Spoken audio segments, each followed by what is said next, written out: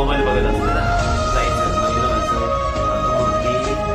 Mobile कशाला बघते, ती म्हणत का मोबाईल बघते की डोळे खराब होतात.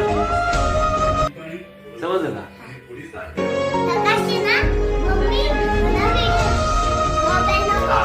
आई मग आई तू म्हणायचं आईला, आई अगं टीव्ही एवढ्या जवळ बघू नको, डोळे खराब होतील, बघ काय जाते जाईल.